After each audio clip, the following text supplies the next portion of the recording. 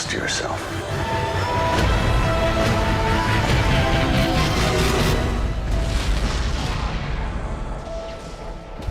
You helped start a war. Don't you want to help me end it? Hey everybody, new Star Trek is getting ready to drop. I had a chance to see the first 2 episodes early. This is going to be my non-spoilery review and just give you a sense for what it feels like and explain where to watch it.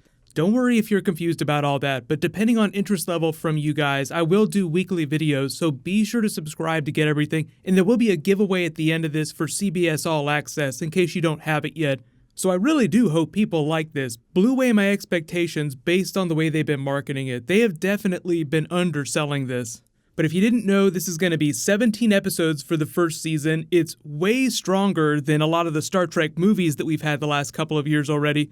Sunday, what's going to happen is they'll drop the first episode on CBS proper, then they'll have the first 2 episodes available on CBS All Access, the digital streaming service that you have to sign up for. So you actually can watch the first 2 episodes tomorrow, and what they'll do, just like Hulu style, they'll release 1 new episode per week on CBS All Access. So only the first episode is going to be on CBS. All of the other episodes will only be on CBS All Access. I don't know if they're going to allow it to be on other streaming networks after the season is over. If you live outside the United States, just be sure to check the Star Trek Discovery website about where it's streaming in your country.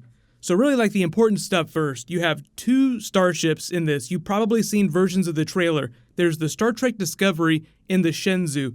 So really the main characters are Jason Isaacs, he's the captain of the Discovery. Then you have Michelle Yeoh, she's the captain of the Shenzhou. Her first officer is Michael Burnham, who's Sonequa Martin Green from Walking Dead.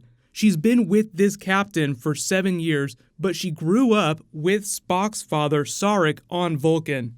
So I should actually probably also say that this is prime timeline, meaning that it's not in the J.J. Abrams continuity. They just rolled that up into a garbage ball and threw it right in the trash.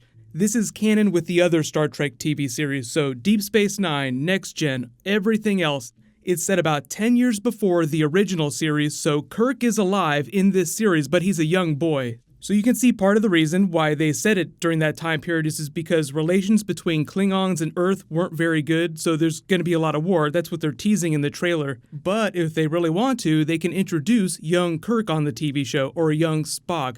They haven't completely explained how they're going to address Spock having a sort of surrogate sister, because that's who Michael Burnham would be, but they never really talked about Spock having a sister in the pre-existing canon. They did confirm that Spock's human mother would be a part of the series later on, but not right away.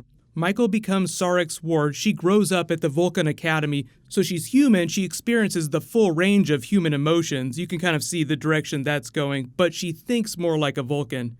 So far, the supporting bridge cast is great. They have a really awesome looking cyborg. It looks like something right out of Farscape. It looks really trippy, but it's actually pretty cool.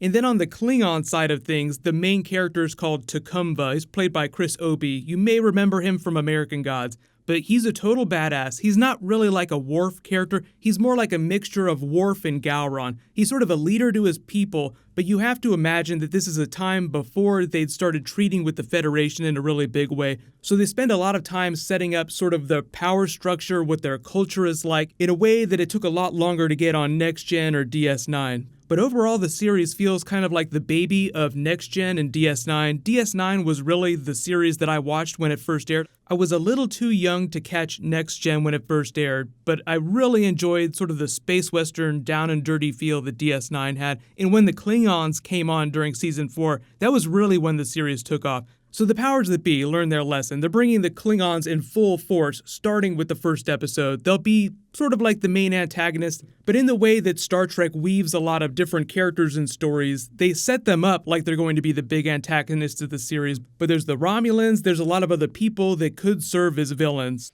The expectation that I got after this is that eventually this main character, T'Kunva, would develop more of a relationship with the Michael Burnham character and the other Starfleet characters, even though things would sort of spiral out of control. So he's not a crazy person or a meme in the way that Gowron was. There were a lot of good Gowron moments, but by the end of DS9, before Worf gave him the big smackdown, this is kind of what his character looked like all the time when he was on screen. So they're trying to give the Klingons a much more subtle, much more nuanced performance. The Klingon Empire has been in disarray for generations. But there's still a lot of comedy, but they're not playing it the same way the other big Star Trek show that just dropped is, The Orville. So that's basically like a Star Trek Galaxy Quest show, but it's more of a comedy than a sci-fi show. So even though a lot of Star Trek is all about the characters, they also weave a lot of really hard science into it that's really cool. So it feels smart in the way that Orville does not, but Star Trek has been doing that for a long time. Next Gen was a really smart series, DS9 was a really smart series. Even if you're a big Voyager or Enterprise fan, they still did the same thing with those two. But sort of the late addition, you may have heard about it recently, is that Rainn Wilson was cast as Mudd from the classic series. So just like Sarek, he's one of the other pre-existing characters they're bringing on from the original series. But hopefully that answers a little bit about what's going on. I don't know how CBS is going to treat YouTube content. Most of the big studios I have relationships with, so they're cool when I make videos for this stuff, but I haven't had a lot of dealings with CBS. So if everybody does want me to do videos for it, just let me know in the comments, and just depending on interest level, I'll do weekly videos.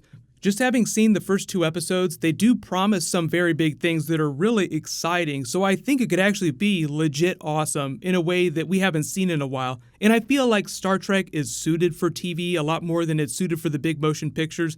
Like if you were disappointed in the last couple of big Star Trek films for feeling more like Fast and Furious movies with Star Trek characters in them, then Discovery will be a little more your speed. It feels like a real Star Trek show.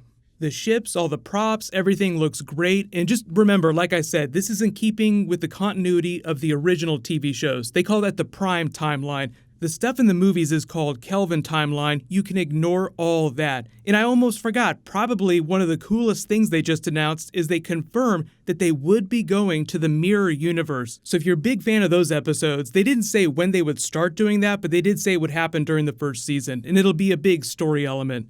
The cast is solid. Jonathan Frakes is directing some of the episodes. Some of the other Star Trek actors that are still alive and able to do so have said that they're totally willing to come on and guest star. Even William Shatner is like, oh yeah, I'll totally guest star if they have a really interesting role for me. But once you do have a chance to see the series, just let me know what you think of it in the comments below.